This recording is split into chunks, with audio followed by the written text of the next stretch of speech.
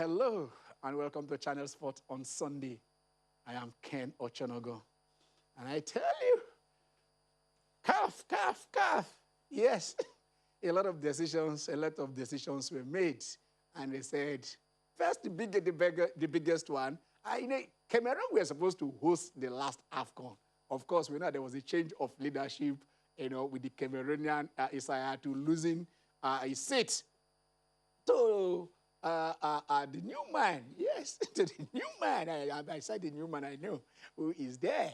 And a lot of politics, of course, people said, especially when it comes to this award or, hosting rights, we've seen a lot of federation heads, a lot of continental, football bodies, being indulged. And then we know some of them have been indicted, a lot of, and when every other thing. But for us in Nigeria, we remember Nigeria 95, Nigeria 99. You remember how, the under-20 was taken away from Nigeria and on certain questionable circumstances. But at the end of the day, they give you and they want to give you. So they took it away from Cameroon and then they gave it back to Cameroon after, say, okay, we'll give you the next one. This one, you cannot do this one because there was health issues and stuff. But right now, because of COVID-19, who says this one, nobody blames anybody when decisions are taken. So they say, okay, 2021, we're not going to do it. We're going to do it in 2022.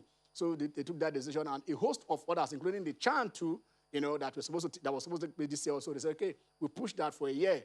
On the 17th, on the 20th, the women in Ocon, yes, the women Ocon, the women African Cup of Nations. So that was affected. So we'll look at the implications of those decisions that were taken. We'll come back home, and then also the earthquake, because keep on, they say, okay, you don't take sport matters to court or you take them not to court. But the Federal High Court in Abuja did say, yes, that the Olamide judge-led AFN, that the board has been, that is illegal, that he is not supposed to be the president, that the former president who was allegedly impeached, that the process by which he was removed run contrary to what the law says. So the Federal High Court has said, come back, Ibrahim Goso. You are still the president of AFN, and then also the technical director also was recalled because you have the power to appoint. The ministry has also said, okay, we've had you, but from what we have seen, this is our interpretation of what that. We are not lawyers here. We'll let you go through what, what was said, and then you decide for yourself and let's know what the status quo ante is as at now. Because when you say that, someone say, what is the status quo? Is it before we enter the studio or after or during that? So a lot of things in laws, these law things are based on interpretation, and then different lawyers will interpret differently. But then when the judges, that is why they say most times you don't have a single judge to decide at the end of the day. You have a majority decision, because some will go for you and some will go against you. So we'll look at that. COVID-19 is still ravaging the world. Nigeria is here. We are not out of it. I tell you this, some high-profile cases, some high-profile personalities that are coming out to say, we've contracted this particular virus. It is real. It is the figures are getting higher and higher. So we need to keep those advices that we get from the medical people, the NCDC. They say, look, do this, do that, do that. A lot of those things are quite simple, of course, but now that, the system, the economy is being opened, that people are now coming around, there is bound to be contact. So when you contact persons before, what do you do? How much distance do you keep? How do you protect yourself? I have my face masks here, which I will, normally, if you are with other persons, that is what you use. You use that so that, you don't contract, or even if you have and you're asymptomatic, which is not showing, you don't have to, also infect other persons. So some of these things are what we are looking at. Roberto Duran, you know him, or some of you know him, some of you don't. So we'll talk about him. He also get contracted, but he's gotten over that. Francis Tiefo, and then yes, Governor Ikpeazu, and then we saw him saying, this is what I was doing during when I was in isolation. So we'll take those ones, and then we'll go back. We just okay, we'll take that. We'll come back to that as the governor himself in isolation, and he's saying, I contracted this disease, but then you just have to keep fit. And one of the ways of keeping fit is to take to your hobby that which you are good at. But let us go back. Let us start with football. Let us start with football because my guy, let me first of all welcome my guys. They are in the house. Theo, how are you? I'm good. Good afternoon, Ken. Good afternoon, viewers. After a long while out, it's good to be finally back on set again. A lot of things there. The traffic, the rains. The rains, on the club perspective, he has been struggling as well. Okay, that's the most segue. When we say that we struggle, there will be a lot of banters here today. I will just watch. Sometimes in Nigeria, I love, we see, when the English, when they come their word, we have our own word in Nigeria. And then the most famous word is sit down, look. So you just sit there and let them do their job and you get it done. So let's start with the EPL. We celebrate Liverpool. We celebrate Liverpool victory last week, myself and yourself, after 30 years. And then in their very first defense, before we talk about that, let's look at the result first. Let's look at the results of what transpired in the EPL yesterday, because a lot of matches were played, but there was a match that played before yesterday's match. I will talk about, but let us look at those matches that played yesterday. United were home. Norwich lost at home to Brighton 1-0. Okay, yes. And Leicester City 3, Crystal Palace 0, Manchester United 5. Why do you stress the 5? Yeah, because they beat Bournemouth like common criminals after they got the penalty. Man U was they were on rampage yesterday. They played quite well. I think the highlight of the Manchester United win for me was when the video that between Wilfred Ndidi and Kelechi Iheanacho, and he was asking, who scored? Who scored? Greenwood scored 2 goals. Rashford scored. Martial scored. Then Bruno Fernandes that was like the highlight of the whole thing. But then again, you now see that this is a totally different Manchester United side from the side we saw before the lockdown. We were talking about, before we came on air, I was asking him, what did his coach give these players during the lockdown? During the lockdown, you know? Because they are playing with a new zeal, yes, a different mentality. This is, like yesterday, when they were pegged back, but when they were 2 goals won, they didn't buckle under pressure like the recent Manchester United team would do. They played like the Fergie era of Manchester United. Exactly. They went after them and dealt with them seriously. And you know, the English media, there was much talk about Paul Pogba coming back and then linking up with Bruno Fernandes. And everybody wanted to see what that link up will look like. And so far, we've not been disappointed. It was amazing because it's just like they played together for a very, very long time. It's more like telepathy between the both of them. And then they're able to bring in every other player into the team. Anthony Martial has scored about 4 goals now since the lockdown, and now he's hit over 20 goals so far this season. So it means that it's not because he's a bad player.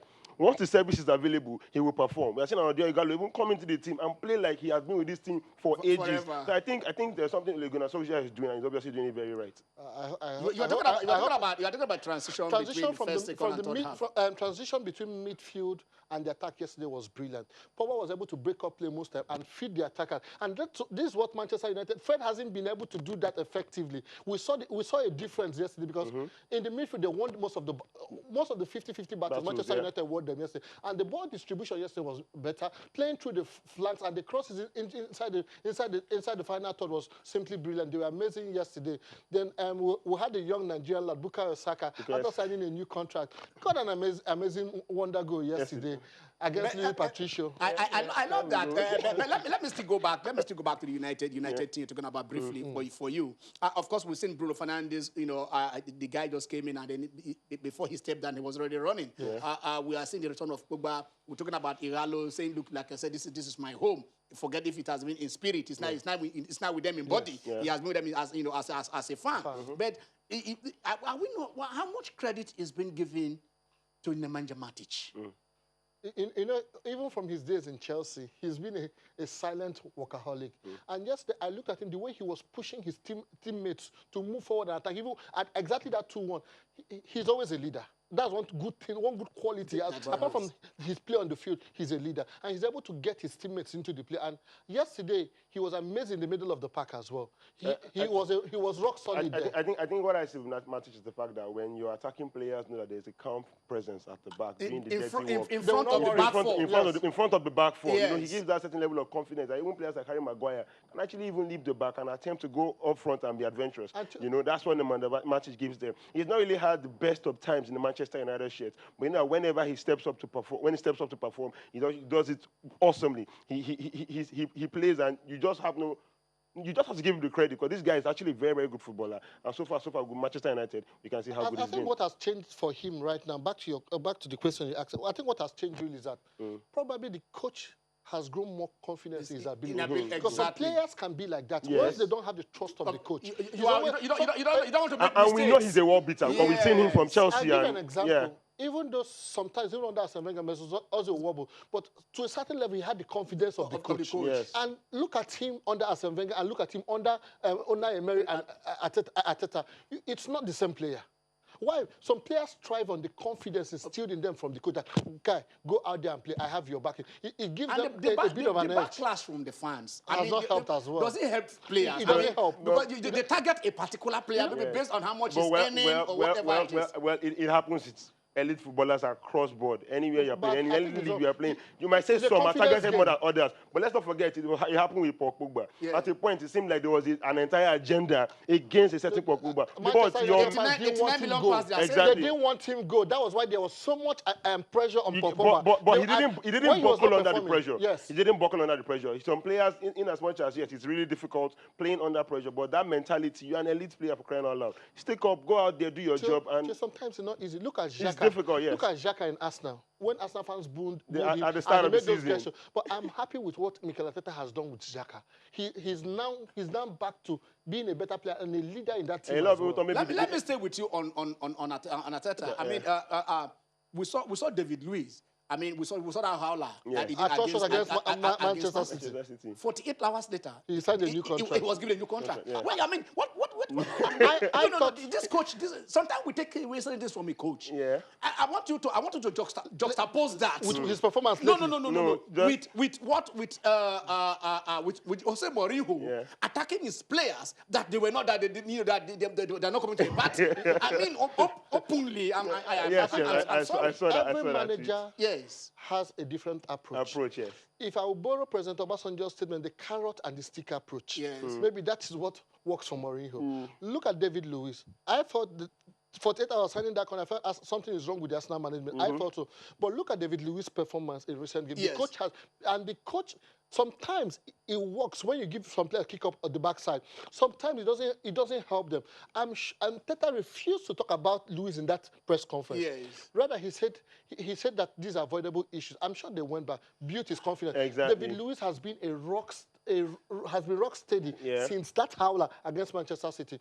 Mourinho is Mourinho. He never changed. I think that answers it. I think that answers it. There is nothing to add there that Mourinho is Mourinho. Because they say, look, praise in public, criticize in private. Knock your child behind. Tell him don't do that. But when it's outside, defend. Look, this is my child. You don't join others to crucify who you're supposed to, and expect destroy their confidence before others. That's why the fans who are, like I said, looking for the opportunity to get at these players. Yes. When you are earning £5 a week and somebody is earning I think Mourinho does that deliberately because he wants people to feel that his players are the ones underperforming and not his failures as a manager. I think it's very, very wrong on his part, though. Okay, now you are added for what you said. I thought you were going to stop at exactly. Let me just wrap up the APL. The battle. You said the battle for first and second has already ended. The battle for third, fourth, fifth, very, sixth. very open, even up to seventh. Up to seventh. It is 6 points between the third place and seventh. Just 2 matches. Just 2 matches. With 5 matches to go. And with 5 matches to go. So a lot can still go wrong. A lot can still for anybody, really. Okay, let me make our doomsday. We are going straight to the La Liga now. We asked these questions. We had this question. Matches were played yesterday. If we have the results for La Liga matches yesterday, we can have them. Okay, those are the results. Celta Vigo won, Real Betis won, Real Madrid won, Deportivo Alaves. Real Valladolid. Okay. Defeating Alaves by a goal to nil. Yes. And Granada. 2 Valencia 2 draw. Okay, but okay. The crucial point is this. Okay, these are the fixtures. Yeah, okay. All right. Go Bilbao, Real Madrid. Real Madrid, Espanyol, who are almost relegated already, will be taking on Leganes. Getafe will be visiting Osasuna. And Barcelona will be away to the Yellow Submarines. Okay. Barcelona will bring Villarreal. Yeah, and that's another banana peel. It took place Santi Cazorla. Santi Cazorla. Yes. What a player. Exactly.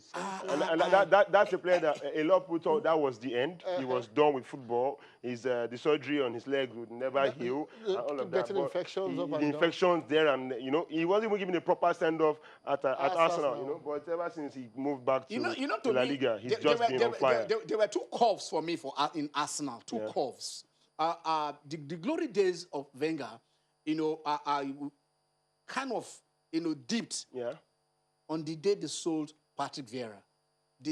I mean, of course, Cesc Fabregas came with his flashes, and especially when they beat, I think they went away to beat Madrid. they went away to beat the same Inter. Yes, Inter Inter. Is it 5-1? 5-1 or so? I know, and then Because, what Vieira did. But since that leader, left, they have not won that particular league. Then Santi Cazorla came in, and a workhorse. You can see the Henrys, you can see other people flashing, but the puppet, the man, the Iniesta, the Xavi, the man who was doing all those things. He can dribble in uniform boots. Exactly, he's that good. He's that good. He got injured, and then we thought all and over. every attempt to try and get him back to still play for the Gunners proved futile up until the time he left. With Chukwueze, but this, the same if you play with good players and train with them, it rubs off on you. Yes. Probably that is. Villarreal have struggled so far in the league, but you will see the flashes of brilliance on Samuel Chukwueze. A class player, no doubt. He has the talent, he has the ability. And the players he's playing with, obviously, he will step up. Exactly. But Santi Cazorla is in a class of his own. It's just unfortunate the injuries and his career would not have gone according to plan. I think that injury has... it has subsided, and so far he's doing really well. I want to stick with you before I come to him. Yeah. We are still talking about the La Liga. But I'm zeroing it on Barcelona. Like we always do. They say Messi wants to go. Somebody said, it is the board that wants to go. Who do you think will go first between Messi and the board? Okay, Messi has a contract up until next season. That's 1 year left on 2021. And the election is going to hold next season.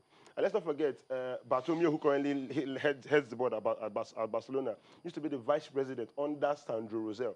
Now, Rosell was convicted and sent to prison with the transfer that brought Neymar to Barcelona because the alleged corruption charges put against him, and he lost that. He's currently still in jail, I think, as we speak. Now, Bartomeu actually came into power again under some circumstances that were less than, but put it through. Barca have been engaged in several deals that have brought several players to the club that have been questionable. But going back to your question, I think after this board leaves, I think Messi will continue with Barca because he's seen even worse times and he has stuck through. Okay. But unfortunately, as it is right now, second on the table. Let me come to you. Let me come. He has given us the background. This board, you have a coach that won the league for you back to back, losing 4 matches. Then across 2 seasons. Yes, 2 seasons he lost just 2 matches. Four actually. Only 4 matches. Games, 4 games. He lost 1 and lost 3. That is 4 games in 2 seasons. And then the 3rd season he was topping the league. I mean, what went through their heads when they decided to sack him and bring in a coach who says, "Oh, you are Croft. I like you are Croft plays." No I mean, sometimes yes, the board of some clubs take some ridiculous decision. You wonder what has gone. You begin to wonder why they are smoking. That's just the honest truth. I don't know how the reports we read in the press are true. I heard Lionel Messi runs the show there. Okay. And just saying that Messi will outlive the club. I think Thierry is joking. Manchester City has contacted Lionel Messi it's leading the news in the English press this afternoon. Okay. They've made a contact. He's the best player on the planet. It's normal. You will contact him whenever you hear. They said he had given. He has told that he's not willing to continue. Let me just relate this to that documentary I talked about, The Last Dance, Michael Jordan documentary that was aired a couple of weeks ago on ESPN. And if you go and go through that documentary, you discover that Michael Jordan being the best player, not just in the Chicago Bulls, but in the NBA for a long time. Yes. It's only natural for him to wield certain powers even within the dressing room, even up to the board level. Yes. Because the board understands his influence, that when it comes to marketing, when it comes to... Maradona was signing players and coaches at Napoli. Exactly. So if some certain players hold certain... It doesn't make it right. No, listen. When you say it doesn't make it right, like Cristiano Ronaldo, see, you consider... By Messi deciding who he wants to play and who doesn't want to play. We're talking about value here. Okay. Who gives... It's like a coach. You have in the coach and you have Messi. Who do you choose? I mean, it is not the coach that is in Cristiano Ronaldo or Messi what to do. How to hit the ball. So, and then how much are you earning? How much are you bringing? Let's not forget Ronaldo moved to the Serie A and the stock or portfolio of the entire league. Not just Juve. Yeah. It all went up. Yes. Followers on Twitter, as in we saw social media, everything exploded.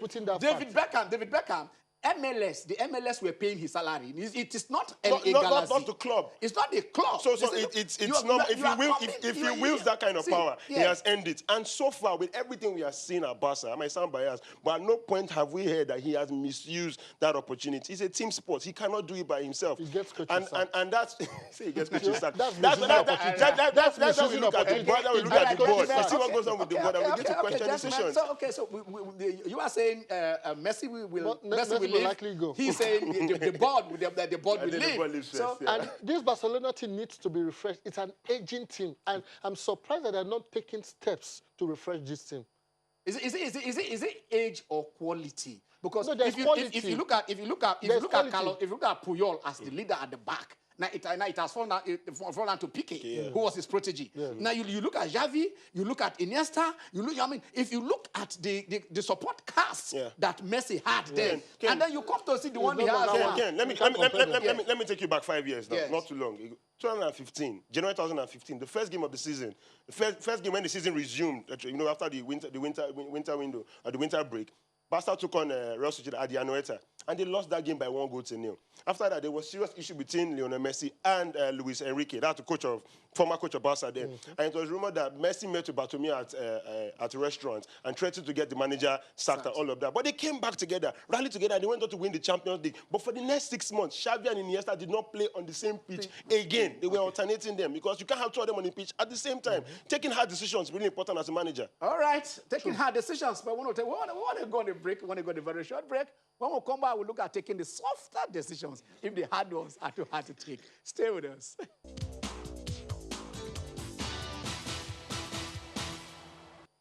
Okay, you're welcome back. Like we say, it's the Channel Sport on Sunday. And yes, Okpeyemi Ajala and Jimmy have just joined the show. Hello, Jimmy. You welcome. Ever a pleasure to be here. It was nice talking about Messi. You know, when Messi suffers a dip in form, it's always good to talk about it because, at that point, Messi is not going to continue at that pace, at that level forever. So we begin to look at what will happen when Messi does leave the stage or when Messi does leave Barcelona. It's always good to talk about those kind of transitions. Those kind of transition. It's good. He's still on Barcelona. We have the Johan Cruyff era. He came in and he left. We have Rivaldo. We have Ronaldinho. We had Messi. I mean, at any point in time, they will be coming and they will be going. Yeah, I think, strictly speaking, we can just divide Barcelona into three. Okay. Pre-Johan Cruyff, that was when he was signed in the 70s. Then till when he handled the team as a manager. Then we have the Pep Guardiola era. So those are the main era that define Barcelona. And that is why there was a time when a certain Jose Mourinho will say, in Barcelona's 100 years, they won the Champions League once. And he, in his 5 years as a manager, he had done it once. But those kind of statistics don't count anymore because of the way Pep Guardiola has led that team. But Barcelona also have a word so for him. They don't call him the coach. Interpreter. Job came too soon for him. That was it. Well, I agree. He did not have the personality of Mourinho, and the job just came. It was in Nigeria. It was in Nigeria. He had, he's got this charming personality. We expected a lot more because that was something Chelsea had been gunning for, and they never got it. But when he got there, somehow they got it. No, I think now another thing is that I don't want to interrupt you. I don't want to add. Another thing is that some of those players did not see him as the boss. Because by the time he got to Chelsea, he was about 22 or so. They were playing. They were going out together. Exactly. They were, himself and Terry, and then so they were apart. And then he now came back. Some of them were older than him. They were older than him. Yeah, and then he was came young. back as their boss. And definitely, it was too sudden. And he was trying to restructure the team. Yeah. And when you have certain star players, and that was the issue you have between Gullit and Alan Shearer, when Gullit called Alan Shearer the most overrated rotten apple he has ever seen.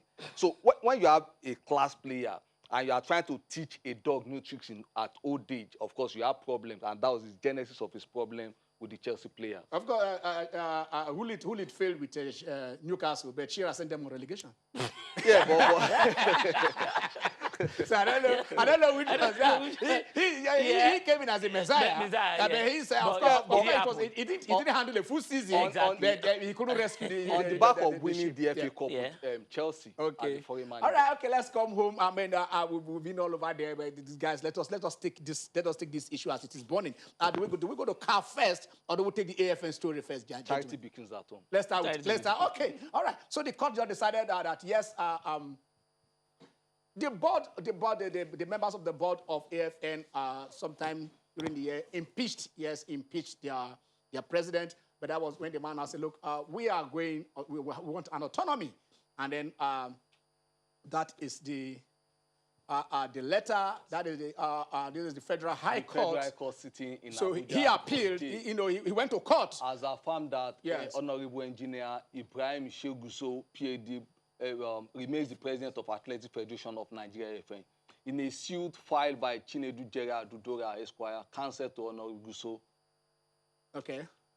The court in a landmark judgment delivered this morning, that was 1st of July, by Honorable Justice A.I. Chikere of the Federal Court, Court J, Abuja Division, nullified the purported suspension and subsequent impeachment of Honorable Guso, as well as other actions and resolutions taken by Honorable Olamide Just-led AFN. The court went further to hold that the purported appointment of Honorable Olamide George as acting president of the AFN is a nullity and went ahead to set it aside. Details later. All right. So in this case, that is what they now came in and they say, look, this is what that is the idea. That means Ibrahim Guso is back. The court says, you are back now as the president. But then the ministry responded to this judgment and said, this is it, but this is what we believe.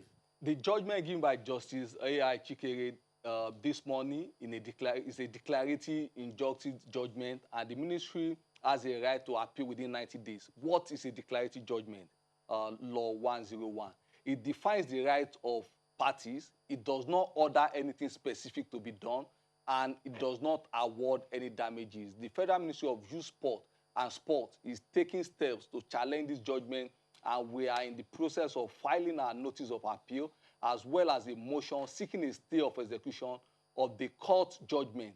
In the circumstances and out of respect for the judicial process, parties must maintain the status quo pending the determination of the motion. Okay. This civil matter, which is very key, has nothing to do with the criminal allegations against Guso before the various investigating agencies. The ministry will explore its right of appeal within the statutory period allowed by the law. D.A. Muhammad, Director of Legal Services. Okay. So the ministry said we are going to appeal, but before the appeal, Guso is now he comes back as the head. But to me, all these are not... You can't do away with that number item 3, which says this is a civil matter, but the criminal matters pending against Guso will see get this conclusive. No, see, a criminal matter is an allegation. Yeah. It is in court. I mean, if you are deciding that until you decide that. Yeah. I mean, so you can... that is a different issue entirely. If the criminal matter, he can be found guilty or he can be found innocent of whatever he's accused of. So that is just an accusation. But for now, the matter is the court says he is the president of the AFN. And then the ministry has said, we are going to abide because we are law-abiding citizens where we appeal. Status quo, he returns as the president of the AFN, but while we go, file our own appeal and see if they can have a stay. If they can have a stay of execution, it means, of course, the Olamide Judge Board will continue. But until then, Guso comes back as it. But for me, these intricacies should not watch with bothering us. I thought the thing will be on the autonomy. Ken, I mean, that is what I am after. The minister has said, look, the government has so much on its hand. Yes. The sports and the rest of them. Or if you want to talk about the grassroots sport development, school sports, other things. Ministry has a lot to do. But for professional sports, and these bodies want to go ahead, let them go ahead and be autonomous. Let for me. Ken, I think the minister said something about the new sport policy that will be all-encompassing about the PPP formula. Yeah. And again, it just takes me back to 96, when the NOC had an issue, AKMO NOC had an issue with Chief Jimmy Wubodo, Ministry of Sport. And I looked at it that time. There was an article I wrote, and I said, look, in the US, you don't have a Ministry of Sport. Yes. It does not exist in the US. Yeah. In the UK, the British Olympic Association was formed in the House of Commons, but today is an independent body not affiliated to any government or political party. So take the issue of what the government is giving them. Is the government coming in? Because if they are going to seek autonomy, the government fund, is it coming in as a grant or as a sponsor? Because in other climes where you have the US Olympic and Paralympic Committee, they don't have anything to do with the government. They depend solely on sponsors. Yes. And sponsorship monies account for like 66% of their funding. You have grants from that is the British US Athletic Federation. Then you have grant from the US Olympic Committee, which is 11%. You have sanction, which is 5%. You have membership. And the thing is, every athlete is supposed to be a member of, not is your coach or your state representative. You are supposed to be a member.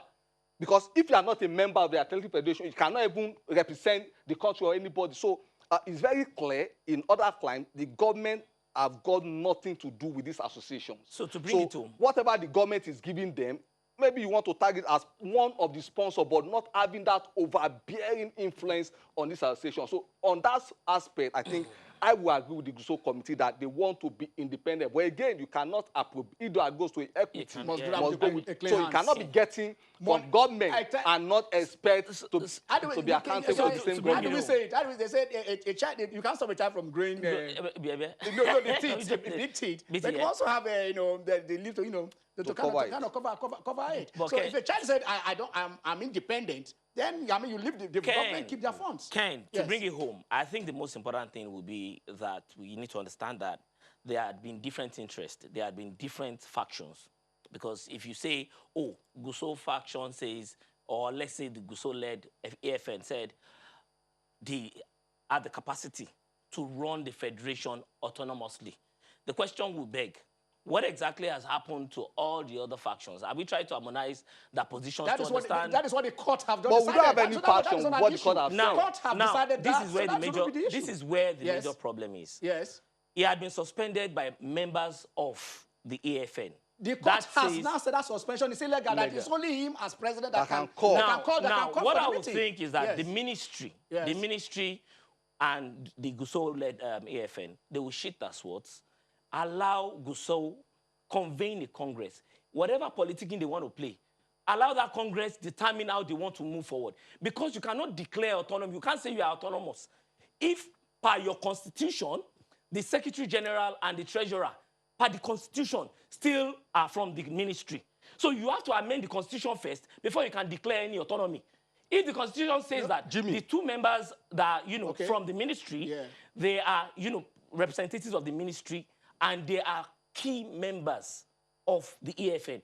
What that means is amend your constitution. I think the constitution was amended in their Congress. 2017. They amended it, and that constitution still has it that the Secretary General and Treasurer I think they should have from the ministry. I agree with you. If there are certain things that are not congruous with whatever you are saying, definitely. You look at your constitution. I'll say this. As a body, a freedom of association, they say this is what we want to. These are our rules now. Definitely. The ministry or whatever cannot tell them what their rules is going to be. But then again, there must the be policies in associations place. are supposed to be non-governmental organizations. Exactly. Definitely. And I've said maybe because the government gives grants, and because other places, the corporate sponsors are always on the board of this association. Exactly. So that means those two representatives are coming because... I think both of you are saying the same thing. Yeah. What he's saying here, I think, let us... he's saying saying, it here. If it's a non-governmental organization, and you are getting your money from so and so company or so and so individual, they have a representative on the board who will monitor how. And then Okay. if government is giving you money, government will also have their representation on your board. are those So two when guys. you have their money, it's being Definitely. spent. So if you now say you are independent, I don't want the government keeps their So money. fantastic. So So you you now withdraw begin the to understand sponsors. what exactly what they want. Do they want legal autonomy, financial, administrative? I think that most times, if you look at the way they have been running, it's been more of administrative autonomy. But financial autonomy, they still get money from government. Government usually will want to ask you questions, seek clarifications on how you have spent funds. And there have been issues with the Gusau-led AFN. So if those issues are still there, I think it calls for clarifications. See, let Jimmy, all members come around. Jimmy. Whether is it has to do with government even on the board, in as much as is a register under the charity Non-governmental act. yes. The non-governmental. Yes. The thing is, you are still accountable to the public because you get this one for the public, and that's why they said the investigative agencies will still carry out the criminal aspect because Exactly. being Lanana, the athletic chairman in the US. Yeah. After the bidding for 2021, this thing, all the issues with Lamin Diak, it was picked up by the federal agencies. Exactly. The US government don't give them a single cent, but the guy is still under federal prosecution. Within your territory, you have the right to people that have been investigate. picked up in FIFA, it's not government. They're not getting money from government. They're not getting So money from government. the criminal aspect with the state, that one nobody It's a can separate- because you are it's registered a separate issue. under the laws of the land. So those ones are different. It's a different kettle of You fish. see, the ministry, like I said, they are on. They are continuing from that particular course. Remember during the KG, there's a concession. Yeah. Where you are trying to bring even the government properties like the private, stadium. You are saying, look, yes. you want to give it out to private individuals, to run on a profitable basis. Yes. Are you getting me? It does outright sales, a concession, so you handle for so and so time. So that is the way to go. You The understand? framework. So that is Ken, the way, framework. that There is must the be a way- framework for that. To me, I expect that it's like I want to ask you this. Actually, we look at we looked at the budget of the Ministry of Sport, and Yes. we're looking at it, and then one item stands out: Nigerian Football Federation. Nigerian Football Federation collects how much? 150 or thereabouts, billion monthly? from government. 1 point, yeah. Do government have an appointee in the NFF board? No. So why did they have an appointment in AFN board? Now, I think that No. football... You give AFN 20 million. And you have an appointee on their board. Okay. You give NFF 1.7 billion. Because Do you have an appointee on their board? They even have a subhead. When it comes to the budget, they have a subhead. I know, but that is why at the same time the NFF cannot tell you that why are you taking football matters to court. Because you are fully basically funded. They are fully funded by government. You go to play your match in Rivers State. The Rivers State government takes care of the everything. You go to Akwa so Ibom. to take it forward, it looks like athletics now, they want to take the leading light to say autonomy is the way to go. Now, I think that would be fantastic. But I'm saying that there must be a proper framework that dictates that not only athletics should go the autonomous way. Let all federations, let's begin to develop a template that ensures that all federations become Have you ever autonomous. had a government? But Have you it ever cannot had be a in the cricket short that term. they are fighting? Do you know how much? Do you know the cricket? Have you ever had a polo body? They have individual. They want their own No, money. these things are basically That is the non-governmental. truth. They are And then basically cricket I is think being developed in almost the all genesis the of this schools. problem was when we had the military rule. That the Definitely, military yeah, government yes, hijacked yes. all these things. Hijacked They are what? basically, Definitely. it's like myself and yourself coming out forming a club. They were formed by individuals. So None of the federations Now- were formed by the government. Now the that US team these- goes to the Olympics, they don't get a single dime from the government. Fantastic. What you are still saying at the end of the day is that as much as possible, let's advance the cause for autonomy. Okay. But I am saying, and I'm insisting, that the most important thing is when you want to declare autonomy, you must be fully autonomous. You must have all the different levels of autonomy. But you must also, at the end of the day, ensure your constitution supports that. Of There course. must be a Of framework course. from the ministry. No, there must no. not be any framework from the ministry. Ken, it's not possible. No. Ken, it's totally Jimmy, not let us possible. not argue. Jimmy. What athletics, the Constitution Jimmy. 7.5 says that there must be only one member federation. Jimmy, one member 7.5A says there must be only one member federation and must be recognized by the country. They can't do anything in recognition is isolation different. Recognition and affiliation Jimmy, is different from different. from them. And No. that is why IOC Jimmy. says all countries should have their National Olympic committees, and the National Olympic government committees should is interfere. made up of associations. But I'm saying again, even the constitution says that they must be recognized by that country. There is a difference between recognition That is and why ownership. you have the NOC. You know, The NOC, the umbrella body for if you sport go to set up your own association. company now, Yes. CSC, Kama, you are under Kama, you are being guided by Kama. Definitely. Is there a supervisory body on your company? Isn't the ministry Isn't the ministry the supervisory body for all the FM? They are. Jimmy, Whether it's you like not- it or not. it's At this not- point, so before they can hands off, there must be a proper framework to allow them hands off. The short-term plan must be there. You are involved in this ministry because let's assume NFF wrote what to FIFA and said they went to their Congress and they became autonomous. They are now a federation. They're no longer an association. The government only gives them government in that they are not owned by government. And that by government FIFA says, don't interfere in the affairs of the NFF. I think that most importantly, you need to consider the fact that FIFA is different from World Athletics. No. They're different. They're different bodies. Jimmy, let me tell you something. The mode government of operations recognition you are are talking different. of Jimmy, is can because... you enlighten us here? Yes. I don't understand what. No, let me do you just still throw want the something in. government I do to not. be running I do associations? not. But I'm saying that the fact that we want the government to answer does not mean we just allow them go run that process without checks and balances. There is a constitution for the Federal Republic of Nigeria. They have not shown requisite capacity. What I'm now saying is the ministry has it all to do to ensure that when they are, handing over properly to say you are now autonomous, it must be done the right way. It behoves on the public to ask questions. It behoves on the ministry to do the right thing. And it behoves on the AFN to get the mandate to do the right thing the proper way. Not just to say, Jimmy, I agree with you. Jimmy, I it agree doesn't with you. work. Under normal circumstances, we understand, like you said, if a child might tell the father, I am of age, the father will say, let me set you up in business, you can, there might be an acrimonious, way of living, just like a divorce. You can divorce your wife, or you can, you understand, just like a company. You might have, there is one super in Nigeria, the business owned by two individuals. They say, let us go our separate ways. There are countries that divide amicably. You understand? So in all these cases, there are things that are external. You understand that that you cannot control external influences. So the way they are moving, like I said, if ministry wants to grant every federation autonomy, that is, you can sit down and say, if I want to grant every federation, and then you map out terms. But if a federation has said, look, based on this and this, I am taking back what belongs to me. I mean, if the court says they go and test it at the water, you and I are not the courts. Yes. There is a judiciary, they go and test it, and the judiciary say you are right. If you say they are wrong, they go back to where they belong. That is not for us to It's like the case of mission schools that were taken over by government and now being returned.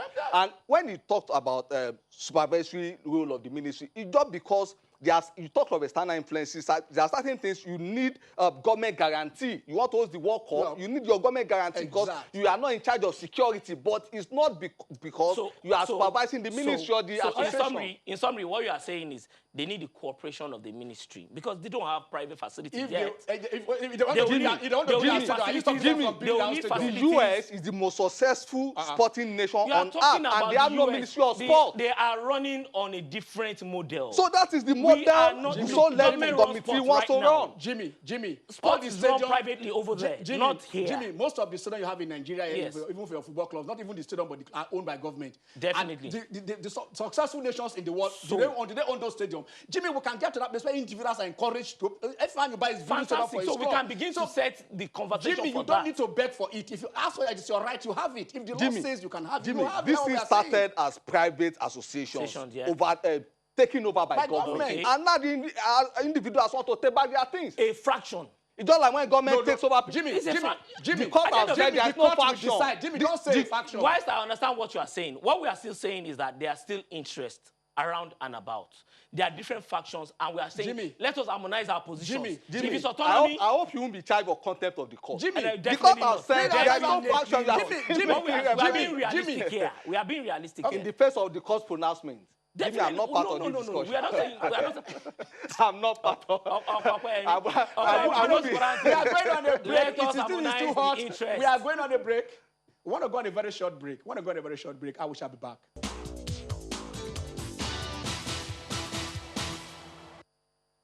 You're welcome back. All right, now, it's a bit hot up here, and that is where you understand what to do at times. and I know those of you at home, you are eager to be part of this. We're going to open the lines even as we go to, as we want to take some, let's take some tweets from CAF, and then we'll just open the line so you join the conversation. CAF met, and they say, look, we're postponing, of course, COVID-19 has postponed a lot of things. So they say we are pushing this, actually the tournaments. Let's take it this is the beach Nations Cup. Uganda was supposed to be the host, and Uganda withdrew, probably because they cannot host. So CAF have said, look, they are going to open a new a bid process for them. And then also the under 17 and under 20, they shifted those ones. I think the under 17 will take place in July 2021, which is supposed to take place here in 2020. So those are the major decisions for that under 20. And then they now came in for, this is... the zona, that is a meeting with the our organizing committee for youth football, and the zona unions has been proposed to indicate the arrangement for the zona qualifiers. Meanwhile, the under-17 AFCON will take place in July 2021, which you said.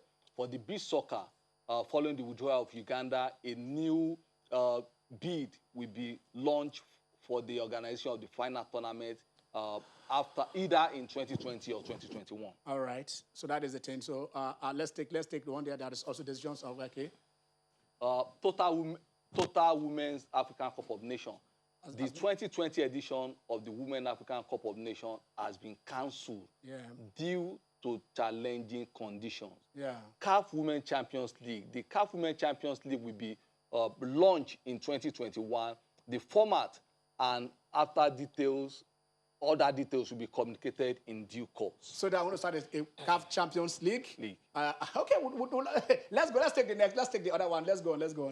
Interclub 2019-20 competitions. The interclub competitions, Total CAF Champions League and Total CAF Confederations Cup, will resume in September with the semi-final matches. Semi-final matches will be played in a single match.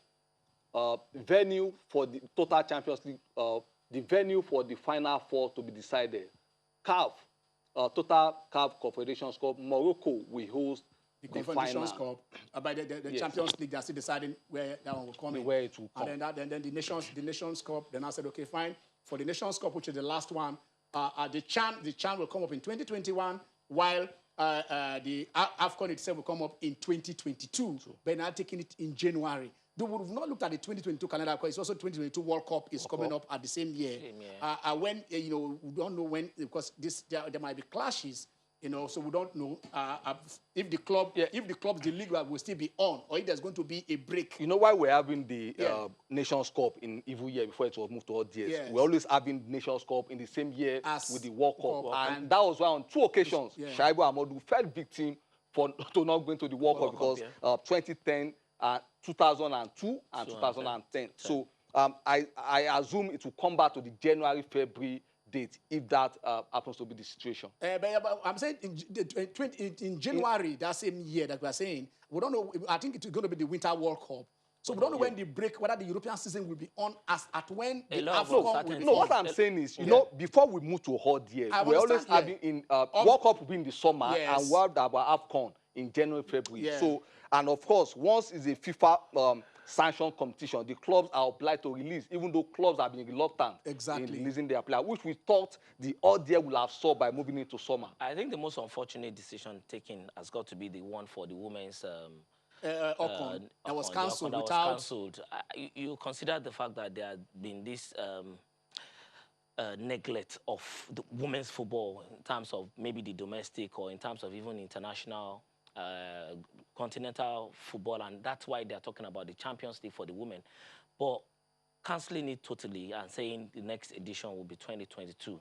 You look at it, most times women football, that's the opportunity that they have to coalesce and play together on the continent. So they usually should have had 2 opportunities from 2019 to 2023. But that's 2020 and 2022. Exactly. So, that would have been a perfect opportunity for them to come together to play themselves, because women's football in Africa, how many friendlies do they play amongst themselves? How many games do they play amongst themselves? How many games do they, how are they able to strut that stuff on the continent to understand better how they want to play and represent the continent at the global level. So I think it's unfortunate that they had to reach that decision. I don't think it's the best way to go. Maybe they would have shifted it to 2021. You know, because at the end of the day, there's still the uncertainty with the calendar in 2022. It looks like we'll be having a very packed calendar. That right now we are still uncertain how it's going to go. It just shows total lack of respect for women's football. Yes. Yes. If your main tournament, yeah. And out of everything, that is the only tournament you are cancelling. Yeah, cancelling. You didn't cancel under 17. You didn't cancel Yeah, under 20. You didn't cancel. Exactly. And now, the Women League in Africa, how is it? So which team will be playing those Champions League? Exactly. So except the Champions League will be in a place, but for teams traveling, it will not happen next year. And Quote me. Teams traveling from Lagos to Congo. How many countries have women's league? Except it will be played as a championship in a country. Yeah. The same way we have the just like the way they want to do this conference. Yes, but that teams will travel. How are they going to travel? The lines are open. You can be part of this conversation. You can call in and let us understand your on our takes. Everything that we've discussed here today. Let's hear you. Give us your take on it. What you believe, where we should be going. You've heard about. We're talking about all decisions taken by CAF concerning the tournaments, the AFCON, the OCON, the CHAN, under 17, under 20, the beach soccer, and all of them. We also looked at decisions being taken also by at the various confederation. But let's remiss. Okay, we're having a call from Tunde. Tunde, how are you? Hello, Ken. Yeah, good afternoon. Good afternoon. Yeah. How are you? Fine. Well, we have to congratulate ourselves at least for being alive. Exactly. We have really to thank God for the gift of life, number one, that at least COVID-19 has not affected any one of us. I'm telling you. So we give God the praise. Thank you. Number two, please. Number two, there are two questions I want to ask. Okay. The AFCON Championship. Yeah. And the professional one, what do you call that one? And the Champions League and this January in Cameroon. Yeah. We are hearing confusing dates. The AFCON, the normal one that should have been played next year, we learned that has been shifted to 2022. Yeah. And the other one is CHAN. Happens to be a World Cup year. What is going to happen? Yeah, exactly. Then because that's what we're saying. It's going to be a Winter World Cup, like they're saying. Maybe it's December or so. Yeah. So we don't know how the calendar is going to look like. All this then how are they going to sort out the preparation for the qualification of the AFCON? Okay. Those questions need to be addressed because next year is going to be a busy year throughout. Exactly. Very true. So what is going to happen? How do we play?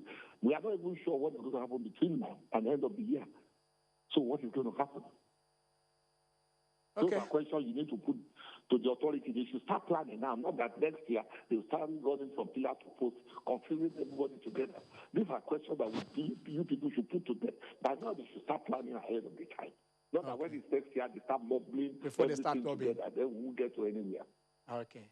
Because 2022 is going to be a World Cup year. That is nothing.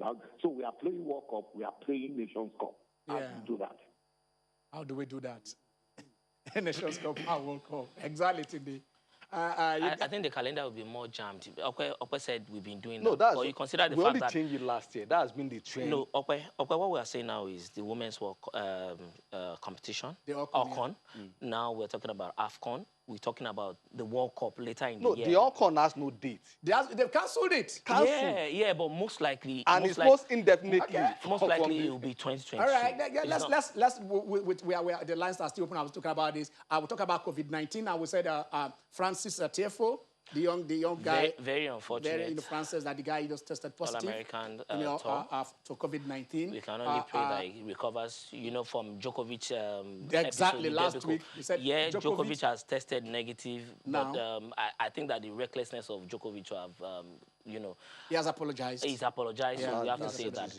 And we just have to pray for the other ones that have not fully recovered, that they recover. But for Francis Tiafo, also we pray for recovery. But I also think that they need to be more careful. It says a lot about entitlement of superstars. Sometimes you can't be Jimmy, too. you See, can't we are be hearing the too- superstars. Let me Yes. just let me just take this. Okay, let's go to US. We have Tolu on the line. Hello, Tolu. Hello. Hello. Hello. Good afternoon. Hello. Hello. You are on. You are on, Tolu. Go on. Go morning. on. Morning. Okay. Morning there. Yes. Good morning, Ken. Yeah. Morning. Good morning. Yeah. Yes. I have been watching your show. I watch it every morning. Yeah. From the United States because I like sports Okay. and soccer very well. Very good. And there is one thing that you guys have been discussing very recently Yeah. regarding sports in Nigeria and players going to other countries because they are not getting paid enough in Nigeria. Exactly. Okay? Yeah. Are you hearing me? Yeah. Very clear. Very, very clear. Very clear. Hello? Very clear. You are very I'm clear. very clear. Yeah. And for many years now, I have been trying to tell my friends in Nigeria about what is going on in sports. Okay. I live sports, soccer, American football, and basketball. These are all the things. These are the only things I watch on television, and I've been following Nigeria for many years. Actually, about 3 years ago, I wrote a letter to one of your clubs in Nigeria, Enyimba, and wanted to see what is going on with soccer in Nigeria. When a nation of almost 150 million people, cannot maintain soccer players to remain in Nigeria because they are not getting paid enough. You hear me? Yeah. Tolubet, you know, the same thing, even in the Brazilians, everybody go to Europe where the money is. I keep telling people that, look, because this system is the way we run sports in Nigeria. Okay. Okay? The way we run sports in Nigeria, the sport is supposed to bring revenue to a nation, to an environment, to a community. I totally agree. There is shortage of money for people to even go out to watch soccer games on Saturdays. An average family in Nigeria cannot go out to take 2 of his children. When I was growing up many years ago, my father would take us to stadiums to watch games. I come from Ondo town. Okay. Okay? And we will go to our local stadium to watch games. But now we don't have that in Nigeria. When an average young family can take their family to go watch games, what happens? We have children in schools, in high schools, in colleges, committing crimes. There is nothing to do. There is no place to take your children to enjoy. And I said, look, what I'm trying to do is come to Nigeria. I come to visit Nigeria all the time. And I'm thinking of, look, how can we form a league? You start where you come in. Tolu, you start when you come in. Come to Ondo, and then put in maybe the sports center in your community, and then we move on from there. Okay, that's Tolu calling in from there. Before Tolu called in, we're talking about generally, you know, the effect of COVID-19. And then you were saying, of course, like the sport, you know, it is because of the faces. Listen, you know, sometimes, okay, we say we have about 15,000 persons who have been infected, but you hear the names of governors, you hear the name of the video, you hear because it's not as if others, you know, are just there. And that is why they also use it for you, because some of us still believe that it is not real.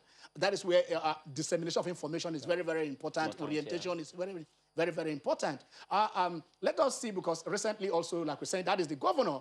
That is the governor of Abia State. The man said, look, I tested positive. But they say, of course, part of the way to you to cure this is for you to physically get exercises. And that is what he is doing there, even in isolation. You can see him trying to get it done. So when you see the governor of Ebonyi State, governor of Oyo State, governor of Bauchi State, governor of Kaduna State, governor of Delta State. Advert for promotion of healthy lifestyle. But we're saying that, but for this disease, for this virus, you understand? For you, you can't be too careful. Yeah. That you must do your best. You must Do do your your best, yeah. best, you know, to do it. So basically, that's what we are talking about here. This one tells you that look, we are human, and anybody can, no matter how careful you are, you can always get it. Because exactly. Ebola is, you see, the thing is like Ebola, you will see the person that has it. Wow. You understand? Wow. Okay. All right, gentlemen, we are leaving Jimmy. Yes, again, yeah. we hope that the ministry can help the federations become autonomous. Yeah. Because at the end of the day, what we want at the end of the day is that sports is seen and actually is a business in this country. Okay. Where? What kind life is a gift, and to those doubting Thomases, COVID-19 is not a political scam. It is real. It is real. And then for our sport landmark, it doesn't matter how you start. The one they call Vardy, Jamie Vardy, started playing league football at 25. Did not play in the Premier League when he was 27. And I tell you, yesterday he scored his 100th goal. And the one they call Messi also reached that landmark by scoring his 700th career goal. I'm Ken Ochonogo. Set your landmark, set your benchmark, and get over there. Stay blessed.